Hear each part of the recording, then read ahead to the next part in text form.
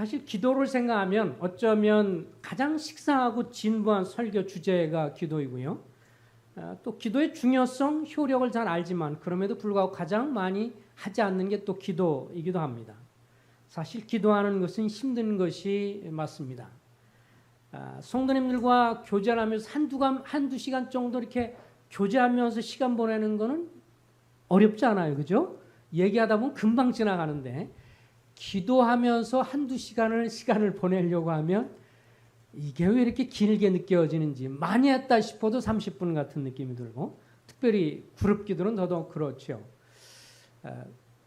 우리가 고민이 많고 갈등이 많고 여러 많은 근심거리가 있으면 근심하고 걱정하느냐고 잠을 지새울 때가 있고 잠을 설칠 때가 있습니다. 기도하면서 밤잠을 설치고 이렇게 시간을 보내는 그런 경우는 많지 않습니다. 그래서 그만큼 기도는 좀 어려운 일이지만 그러나 하나님 나라에 있어서 이 기도 사역은 굉장히 중요한 것임을 보게 됩니다. 주님도 이 땅을 계셨을 때 기도하는 삶을 사셨던 것을 보게 되죠. 기도에 관해서 많은 책을 쓰신 분이 이제 E.M. 바운즈라고 생명의 말씀사에 보면 이제 E.M. 바운즈의 기도 시리즈라고 소책자들이 쭉 있습니다. 아주 그냥 참 기도에 관해서 아주 진수를 보여주는 책인데 거기에 보면 이런 글이 하나 있어요. 신약 성경 가운데 예수님의 지상 생활의 전부를 단 한마디로 압축해서 요약한 구절이 있다면 그것은 시브리서 5장 7절이다. 이렇게 말을 했습니다. 시브리서 5장 7절은 이렇습니다. 그는 육체로 계실 때, 이 땅에 계실 때 자기를 죽음에서 능히 구원하실 이에게 심한 통곡과 눈물로 간구와 소원을 올렸고 그의 경외하심을 인하여 들으심을 얻었느니라. 주님이 이 땅에 계시는 삶에 있어서 가장 특징적인 것은 육체에 계셨을 때, 이 땅에 육신의 몸을 입고 계셨을 때 자기를 죽음에서 능히 구원하실 그 하나님 아버지께 심한 통곡과 눈물로 간구와 소원을 올리는 단순히 겟셋만의 기도뿐만 아니라 평상시의 삶이 주님은 기도의 삶이었다. 이렇게 성경 말씀을 해주고 있습니다. 예수님은 이 세상에서 무엇보다도 가장 먼저 기도하기를 힘쓰셨죠. 우리 마가복음 1장 35절을 한번 찾아서 같이 읽어볼까요? 마가복음 1장 35절입니다. 찾으셨으면 다 같이 한번 읽어보겠습니다. 마가복음 1장 35절 시작.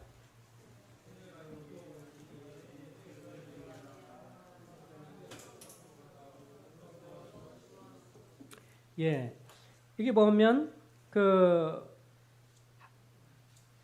주님께서 새벽 아직도 밝기 전에 예수께서 일어나 한적한 곳으로 가서 거기서 기도하시더니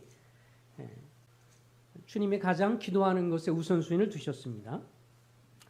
뿐만 아니라 주님은 사람을 섬기시다가 수시로 기도를 하셨습니다.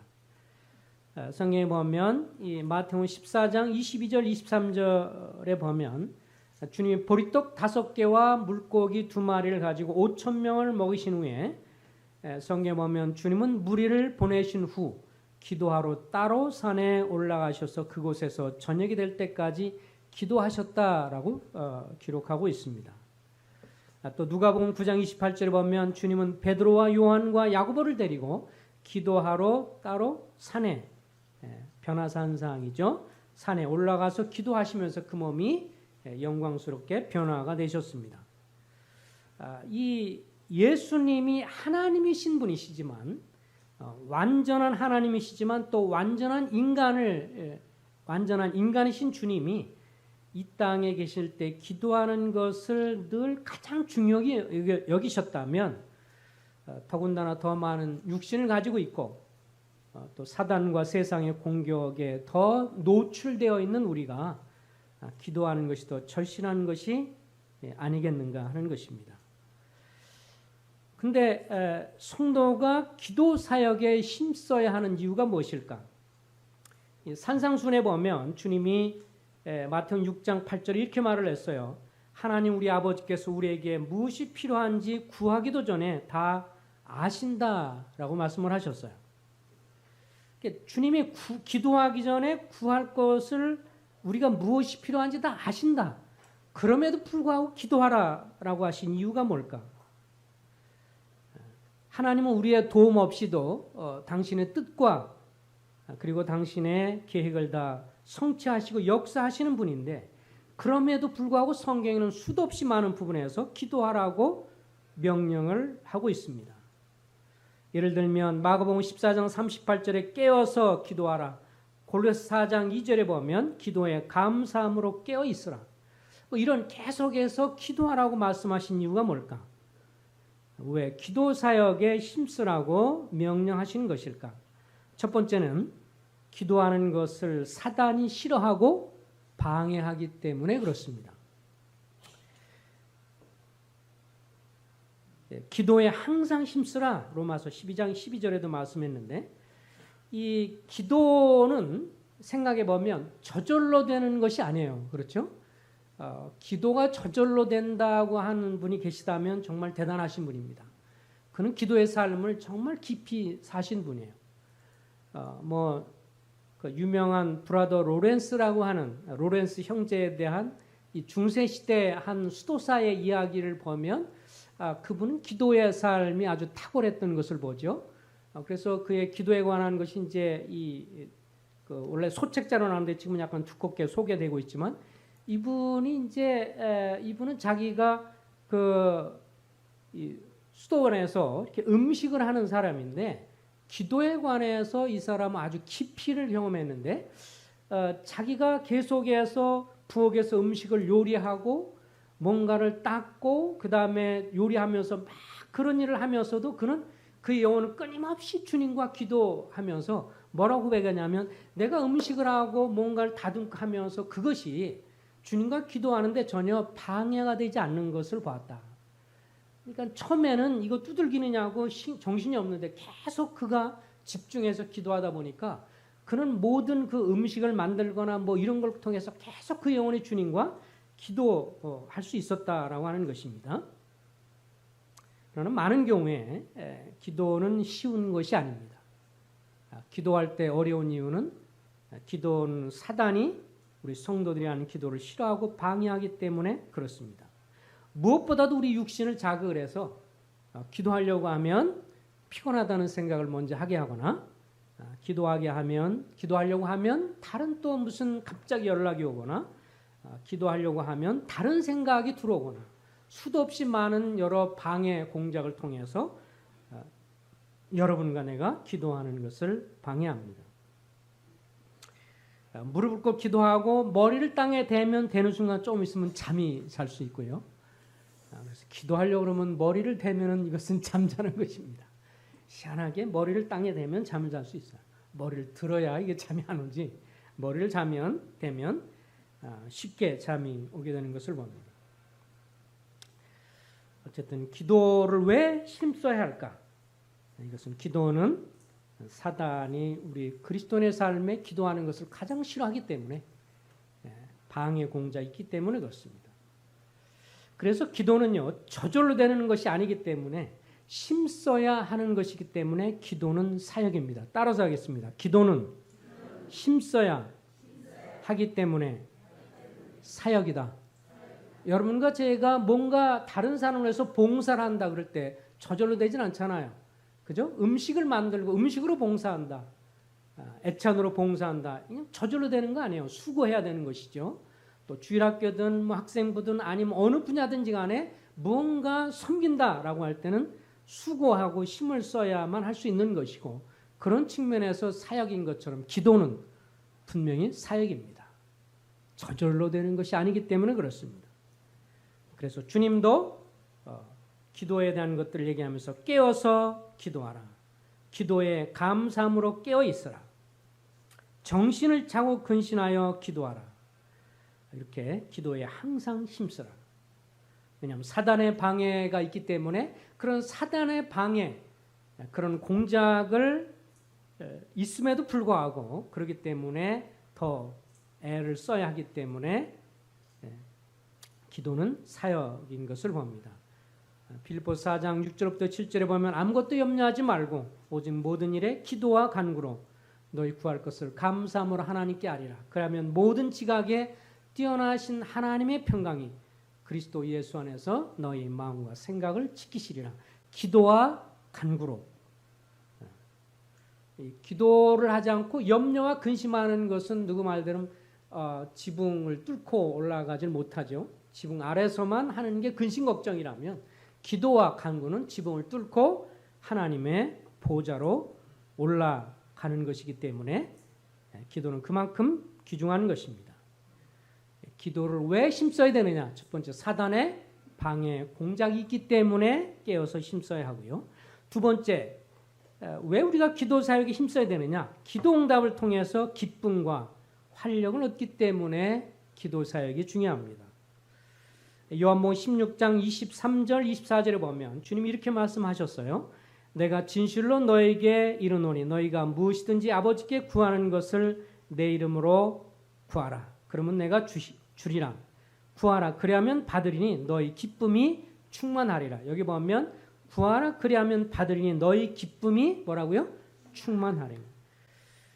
우리가 이 기도를 할 때 그래서 이 기도하는 그 시간이 귀중하다라고 말하는데 찬송가 364장 내 기도하는 그 시간의 내용을 읽어봐도 내 기도하는 이 한 시간 그것이 참으로 귀하다라고 이렇게 시작을 하죠. 내가 환난 시련 여러 많은 걸 겪을 가운데 내가 주님 앞에 기도로 아뢰면 주님이 나에게 은혜를 주시고 살아갈 힘을 주시고 나에게 새 은혜를 주신다라고 하는 그래서 내 기도하는 그 시간이 즐겁다라고 말을 했는데 기도는 사실 우리가 기도하게 돼서 그 기도의 응답이 받을 때 우리의 믿음은 자라게 되고 우리 신앙생활은 더 이상 이론이 아니라 실제가 됩니다. 그래서 우리가 신앙생활의 활력을 찾으려면 기도를 해야 합니다. 기도를 하지 않고 뭔가 잘 이루어지면 어떤 생각이 드냐면 재수가 좋았다라고 생각을 하거나 뭐 그럴 수도 있지라고 생각이 들어요. 근데 기도를 통해서 응답이 되면 주님이 응답하신 것이라고 생각하기 때문에 그것 때문에 감사가 될 수 있습니다. 사도행전 4장 31절에 보면 이 초대교회 핍박을 받은 사도들이 주변에 많은 핍박과 어려움이 있었을 때 저들이 목소리를 높여서 간구하면서 주님의 도우심을 구했을 때 그들이 성령이 충만하였다라고 말씀을 해주고 있습니다.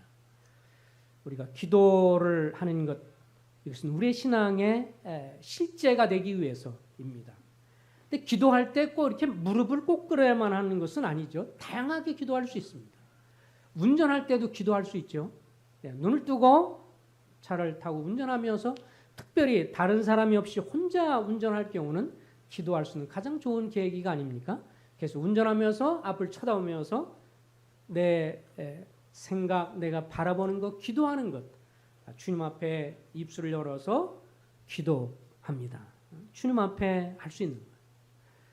또 때로는 산책을 할 때 혼자 걸어가면서 계속해서 중얼중얼 주님 앞에 기도하는 것은 얼마나 귀한 것입니까? 우리가 주님 앞에 기도할 때 자세가 어떻든 간에 더 간절할 때는 때로 무릎 꿇지만 무릎 꿇지 않고서도 때로는 걸어가면서 때로는 운전하면서 어떤 상황이든지 간에 그때그때마다 내 마음을 주님께 아뢰고 소원을 아뢰는 것. 그러면서 기도를 통해서 주님과 교제하고 친밀함으로 나아가는 것. 이것을 주님이 기뻐하시는 것을 보게 됩니다.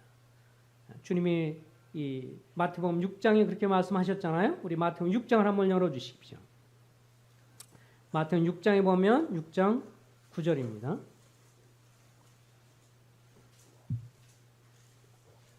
6장 9절에 보면 9절부터 13절까지인데 형제님들이 한 절, 자매님들이 한 절 읽고 13절까지 읽어보겠습니다. 시작. 그러므로 너희는 이렇게 기도하라. 하늘에 계신 우리 아버지 이름이 이렇게 여김을 받으시오며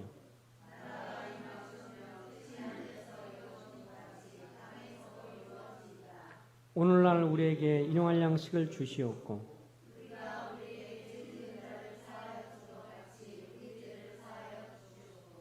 우리를 시험에 들게 하지 마옵시고 다만 악에서 구하시옵소서. 나라와 권세와 영광이 아버지께 영원히 있사옵나이다. 아멘. 여기 기도 가운데 주님이 가르치신 기도 가운데 여기 보면 10절에 나라가 임하시오며 하나님의 나라가 임하기를 위해서 기도할 것을 이야기를 하고 있는데 이 하나님의 나라가 내 자신에게 이루어지거나 혹은 다른 사람의 삶에 이루어지는 데 있어서도 이 기도는 얼마나 중요한 역할을 하는지 모릅니다. 세 번째로 이 기도는 기도 사역을 통해서 하나님의 뜻을 이루기 때문에 기도의 사역이 중요합니다. 자, 하나님이 우리의 어떤 도움과 우리의 어떤 전적인 지원이 없이도 하나님은 모든 것을 하실 수 있지만 왜 우리에게 기도하라고 할까? 우리의 유익을 위해서죠. 영적인 활력과 충만을 위해서 또 사단이 방해하는 거기 때문에 힘쓰지만 기도 사역을 통해서 하나님의 뜻을 이루고 하나님과 동역하는 것이기 때문에 우리가 기도를 해야 하는 것입니다. 에스겔서 36장을 한번 열어보겠습니다. 구약성경 에스겔서 36장입니다. 36절을 한번 보겠습니다. 여기 보니까 에스겔서 36장 36절 너희 사방에 남은 이방 사람이 나 여호와가 무너진 곳을 건축하며 황폐한 자리에 심을 줄을 알리라. 나 여호와가 말하였으니 이루리라. 37절 다 같이 읽겠습니다. 시작. 주여께서 이같이 말씀하셨느니라. 그래도 이스라엘 족속이 이같이 자기들에게 이루어 주기를 내게 구하여 할지라. 내가 그들의 수요를 양떼같이 많아지게 하되 제사 드릴 양떼 곧 예루살렘에 정한 절기의 양무리같이 황폐한 성읍을 사람의 때로 채우리라. 그리한즉 그들이 나를 여호와인 줄 알리라 하셨느니라. 이 에스겔서는 이제 결국 앞으로 일어날 일을 얘기를 하고 있는데 이제 그들이 범죄함으로 이스라엘 백성이 바벨론폰으로 끌려갈 것을 말씀하시죠. 근데 때가 되면 하나님 이스라엘 백성들을 다시 이스라엘로 회복시킬 것을 계획을 하고 그 뜻을 말씀을 하십니다. 그래서 황폐했던 곳에 다시금 주님이 사람들이 때가 많은 또 절기를 지키고 양무리와 같이 하나님을 예비하는 무리가 다시 올 것이다. 그래서 다시 복을 허락할 것이다. 이것이 하나님의 계획이라는 것을 밝혀줍니다. 그러면서 여기에 하나님이 중요한 말씀을 하시죠. 37절에 주 여호와께서 이같이 말씀하셨느니라. 그래도 뭐라 그랬어요? 이스라엘 족속이 이같이 자기들에게 이루어 주기를 내게 구하여야 할지라. 자, 하나님은요 우리를 위해서 계획을 갖고 계시고 또 교회를 위해서 뜻을 이루고 계획을 갖고 진행을 하시지만 그래서 하나님이 우리의 도움 없이 모든 걸 할 수 있는 분이시지만 하나님이 기도를 얘기하는 것은 우리가 이 세상 살 동안만 기도해요. 그렇죠? 하나님 나라에서 더 이상 기도할 것이 없습니다. 주님과 함께 화할 거기 때문에 기도는 우리가 이 땅을 사는 날 동안만 기도하는 건데 그 하나님이 계획이 있고 약속을 성취할 것이지만 하나님 우리에게 바라는 것은 그 약속이 성취되도록 우리가 어떻게 하기를 원해요? 그럴지라도 너희가 간구하고 구하여야 할지라. 주님은 함께 동역하기를 기뻐하시는 분이십니다.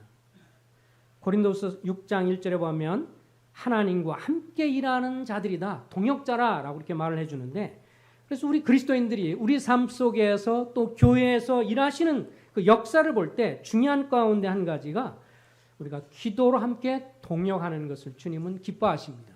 주님이 결국은 하실 것입니다. 그러나 누굴 통해서 일하시냐면 성도들의 기도를 통해서 그 응답을 통해서 주님의 뜻을 이루어갈 때가 많은 것을 보게 됩니다. 그래함으로 인해서 우리도 기도에 동참함으로 주님과 동역하고 그리고 주님이 그거에 대한 기쁨과 즐거움을 보게 하고 또 우리 신앙이 더 견고하게 되고 또 주님은 영광을 받기를 원하십니다. 자매님들에게도 잠깐 좀 나눈 바 있지만 사무엘상 1장을 좀 잠깐 보겠습니다. 사무엘상 1장에 보면 사무엘상 1장에 한나의 기도에 대해서 잠깐 한번 좀 살펴보고 지나가겠습니다. 사무엘상 1장입니다.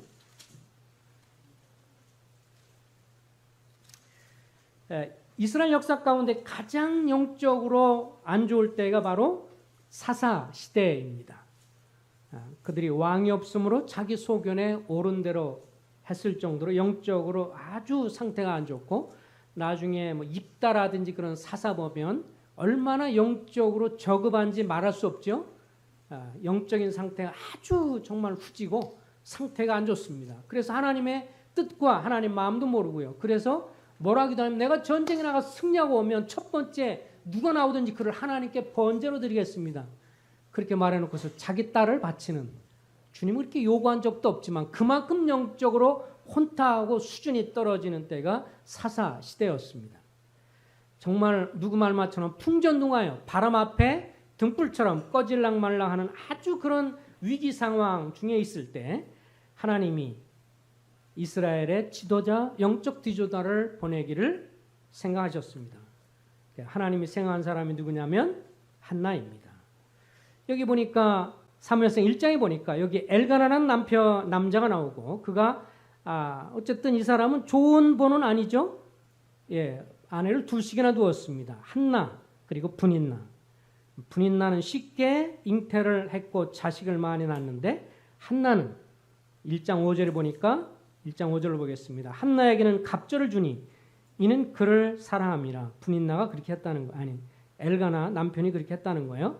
그러나 여호와께서 그에게 임신하지 못하게 하시니, 여호와께서 그에게 임신하지 못하게 하심으로 그 적수인 분인나가 그를 심히 격분하게 하여 괴롭게 하더라. 7절을 다 같이 한번 읽어보겠습니다. 시작. 매년 한나가 여호와의 집에 올라갈 때마다 남편이 그같이 하며 분인나가 그를 격분심으로 그가 울고 먹지 아니하니. 그 이제 따로 이렇게 살았으니까 서로 이렇게 자주 만나는 일이 있었는지 잘 모르겠지만, 매년 이렇게 성전에 올라가게 되면 성경에 보면 3번은 올라가도록 돼 있죠. 예, 유월절, 무교절 비롯해서 이렇게 3번은 남자들이 꼭 나가서 성전에 올라가도록 했습니다. 이렇게 올라갈 때마다 이제 이 분인나가 자극을 하는 거죠. 너는 해도 못 낳고 그래가지고 무슨 아내라고, 이렇게 이제 무시하고 멸시를 합니다. 이게 지금부터 몇 년 전이에요? 대략 3,000년 전입니다. 사무엘 시대에 지금부터 대략 한 3,000년 전입니다. 3,000년 전에 고대 근동 지방에서 한 여자가 결혼해서 살아가면서 아이가 없다는 것은 그때 당시로서는 굉장히 아내로서의 자격이 없고, 그리고 무시를 당하는, 사회에서도 참 어찌 보면 무시를 당하는 그런 시대입니다. 이 한나가 이제 아이를 갖지 못하니까 마음에 원통하게 되죠. 그래서 보면 9절에 보면 그들이 실로에서 먹고 마신 후에 한나가 일어나 그때에 제사장에 있는 여호와의 전 문설주 곁 의자에 앉아 있었더라. 자, 10절 11절을 읽어보겠습니다. 시작. 한나가 마음이 괴로워서 여호와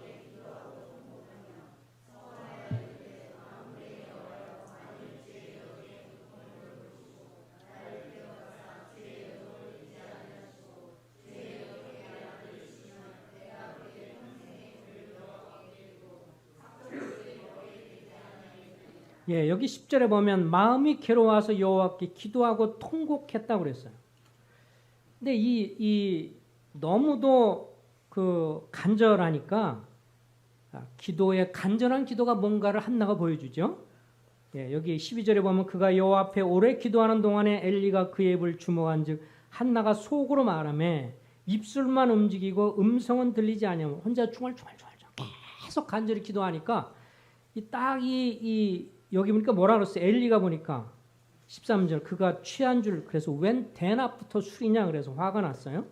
그래서 웬 술이냐 그러면서 포도주를 끊으라. 그러니까 한나가 하는 말이 주여 그렇지 않습니다. 나는 마음이 슬픈 여자라 포도주나 독주를 마신 것이 아니요 15절에 여호와 앞에 내 심정을 통한 것뿐입니다. 이 간절한 기도의 모습이 여기 나와 있죠. 주님이 기도할 때 중언부언하지 말아라. 중언부언이라는 것은 그 의미가 없이 그냥 습관적으로 헛된 말로 계속해서 반복하는 것을 말합니다. 의미를 가지고 그리고 주님 앞에 간절한 마음으로 계속 반복 기도하는 것은 잘못된 것이 없습니다. 그런데 습관에 젖어서 그리고 내가 마음을 담지도 않고 그냥 타성해져서 그냥 형식적으로 하는 기도는 의미가 없다. 근데 여기에 한나는 그렇게 기도하지 않았습니다. 간절한 마음으로 마음이 괴로워서 기도하고 통곡하고 간절함으로 매달렸어요. 처음엔 동기가 뭐예요? 왜 분인 나는 자식을 주는데 나는 왜 안 주는 겁니까? 하나님 왜 그렇습니까? 왜 나한테 차별되어 하세요? 하나님 쟤는 왜 이렇게 자식을 잘 낳게 하는데 나는 왜 안 줍니까? 엘가나 그걸 보고 위로하죠. 걱정하지 마. 당신이 나보다 10배나 귀중하고 당신은 더 나에게 사랑스러운 사람이야. 아무리 말을 해도 어쨌든 문화적으로 자식이 없는 그때 당시 얼마나 고통이 되겠어요. 그래서 처음에 기도는 뭐로부터 출발하냐면 다른 사람이 허락되지 않은 것, 다른 사람 허락되는데 왜 나한테는 없느냐? 이거 가지고 계속 어떻게 보면 좀 육신적인데 뭐 간절한 것이죠. 왜 나는 안 주십니까? 여기에 관심 갖고 막 기도를 하다가 계속 기도하다 보니까 기도가 점차 하나님의 뜻으로 바뀌기 시작을 해요. 우리가 기도를 하는데 어떤 기도를 하면요.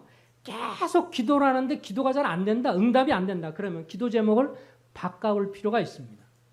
어떤 자매님이 이제 기도를 하는 거 남편을 위해서 나 남편이 직장생활 잘하게 해주시고 직장생활 모임생활 잘하게 해달라고 직장이 충실하는데 모임에 잘 못 나오니까 직장생활을 하는데 모임생활을 잘할 수 있는 것이 되게 해달라고 계속 기도해 오랫동안 몇 년을 기도하는데 그게 잘 안 되는 거예요. 굿모닝가 그랬는데 나중에 자매님이 이제 기도해도 안 들어주시니까 기도를 이제 안 하고 싶다. 그래서 그렇게 얘기를 했어요. 자매님 기도를 좀 바꿔보세요. 자매님이 결국 기도 내용이 뭐냐면 형제님 위해서 기도하는데 모임을 잘 출석할 수 있게 해달라고 기도하는 이유는 뭐냐면 형제님이 영적으로 좋아지라는 의미로서 기도하는 거 아니에요? 맞다고. 그러면 직장 문제를 떠나서 영적으로 좋아지는 것을 위해서 기도하세요. 그래서 그 다음부터 계속 이제 영적으로 좋아지기를 위해서 기도를 하게 되었습니다.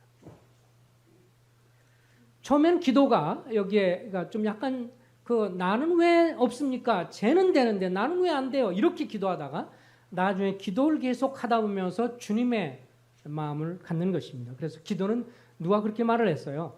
내가 주님 앞에 이것 주세요, 저것 주세요. 계속 그런 게 아니라 기도를 통해서 주님이 원하는 뜻이 뭔가를 알려주십시오. 그래서 기도를 하다가 처음에는 내 기도로 시작하고 내 욕심대로 내 어떤 욕구만을 왜 기도하다가 나중에 그 기도는 바꿔서 하나님의 뜻을 구하는 하나님의 계획을 강구하는 것으로 발전하는 것이 아름다운 기도다. 처음에는 주님 나는 왜 안 줍니까? 안 줍니까? 이거 정말 너무 억울합니다. 하루 이틀도 아니에요. 매년마다 몇 년인지 모르겠어요. 수많은 세월 동안 그렇게 간절히 기도했는데 심지어 엘리 제사장한테 술 먹은 사람처럼 그렇게 취급을 받을 정도로 기도를 했는데도 응답이 되지 않았어요. 근데 성경이 뭐라고 말했죠? 주님 뭐라고 했어요? 잉태하지 못하게 하셨다. 때로는 하나님이 일부러 기도 응답을 안 하실 때도 있는 것 같습니다. 누가 그렇게 말을 했어요? 주님이 쉽게 기도 응답을 안 해주거나 이렇게 생각해라. 주님이 뭔가 큰 거를 주시려고 하는가 보다. 쉽게 응답 안 해주면 아이고 그만두자 이러지 말고 주님이 하나 뭔가 굵직한 걸 주시려고 그러는가 보다. 이 엘리한테 여기에 이 엘가나에게 이 한나에게 그랬습니다. 나중에 처음엔 자기를 위해서 기도하다가 나중에 뭐라고 기도해요? 하나님의 마음에 맞는 기도를 하지요.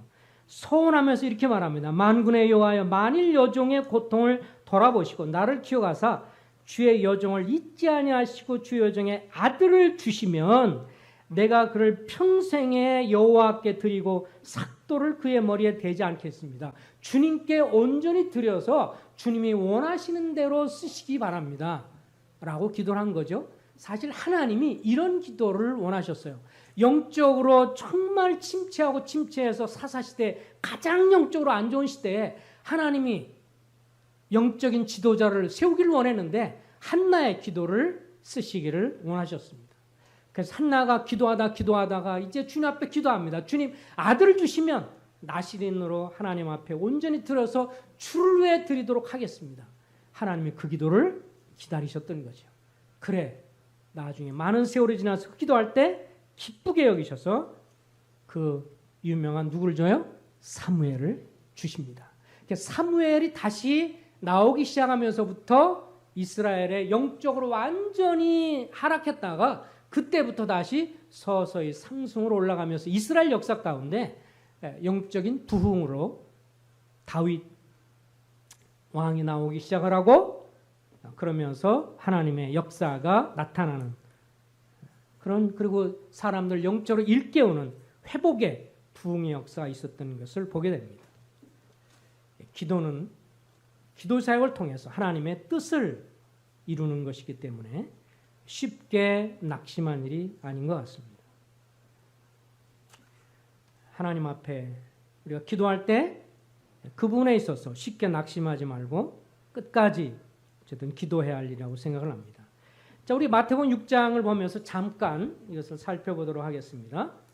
주님이 가르치신 이 기도에 관해서 우리가 기도를 할 때 무엇을 기도를 해야 할 것이냐. 6장 9절에 보니까 그러므로 너희는 이렇게 기도하라. 이 말은 계속 이것을 반복해서 기도하라가 아니었습니다. 마태복음 6장이에요. 이런 형식으로 기도하라. 이러이런 내용으로 기도하라라고 하는 것이죠.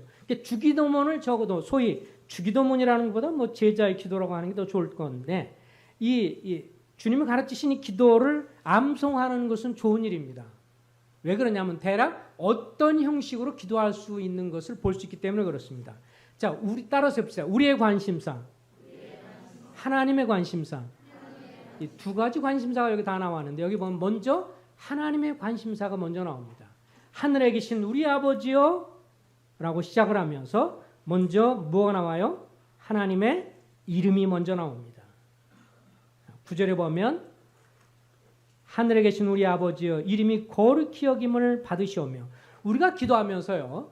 주님 기도하자마자 주님 우리 뭐가 되게 해주시고 우리 아들이 혹은 뭐 누구 우리 딸이 뭐 내 뭐가 이렇게 뭐 필요를 그냥 곧바로 들어가기보다 주님 앞에 우리가 기도하는 것 가운데 먼저 생각할 것은 하나님의 관심사.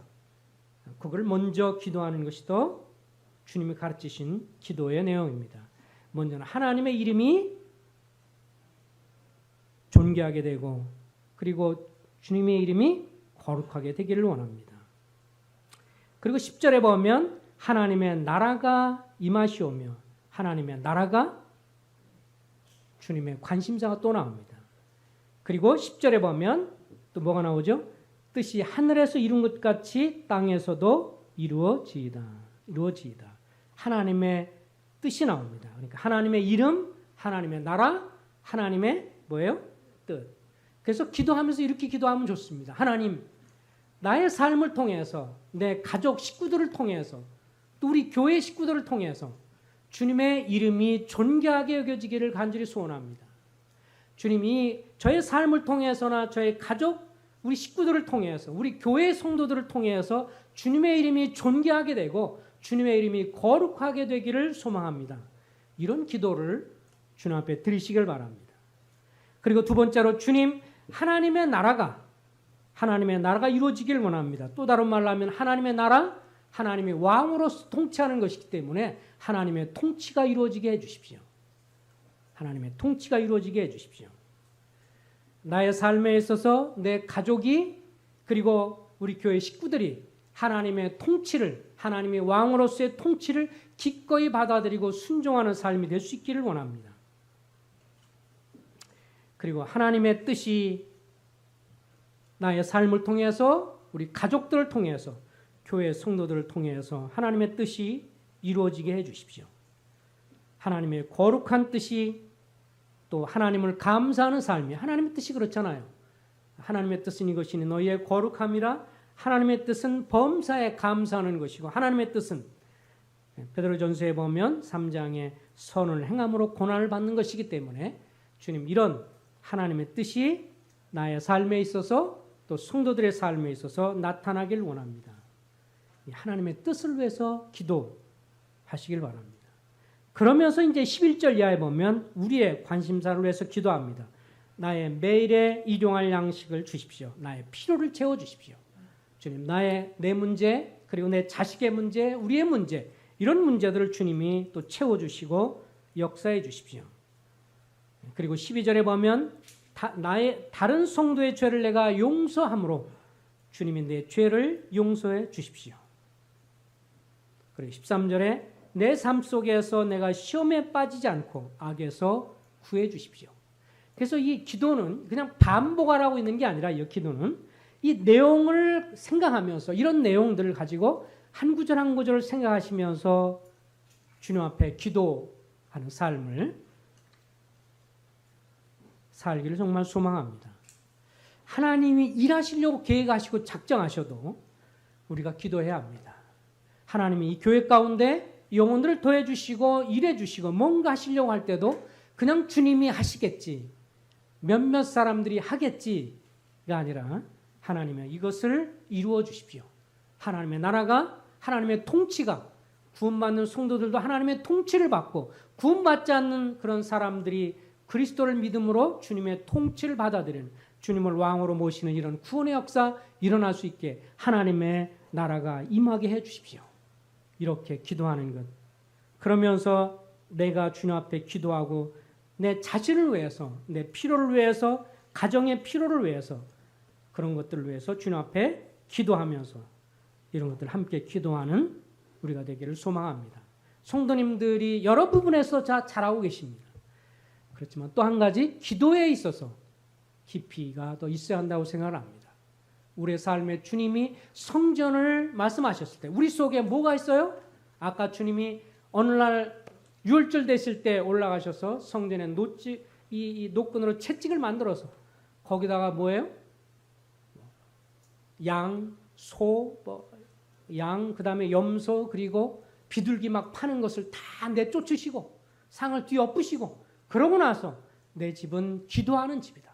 여러분과 내 속에 있는 그 수없이 많은 잡다한 생각들, 주님을 온전히 주목하며 기도하지 못하는 근심, 걱정, 염려, 주님 앞에 나가지 못하게 하는 수도 없이 많은 이 짐승들, 우리 속에 있는 것을 다 내쫓아야 합니다. 그리고 내 마음이 온전히 주님께 기도하는, 그래서 기도하는 성전이 되도록 여러분과 나의 이 몸이, 내 영혼이 기도하는 영혼이 되기를 주님은 정말 기뻐하십니다.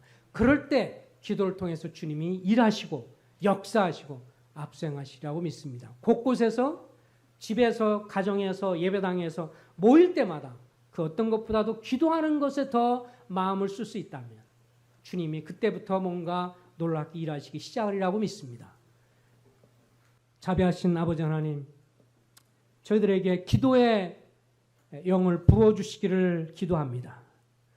아버지 하나님이시여, 사단이 얼마나 간교하게 집요하게 우리를 하여금 기도하지 못하게 육신을 자극해서 방해하는지요. 다른 어떤 것을 하는 것도 쉽게 허락하지만 기도하는 것, 하나님의 사람들이 은혜 보좌 앞에 나가 기도하는 것, 이것을 방해하는 것을 우리가 잘 알고 있습니다.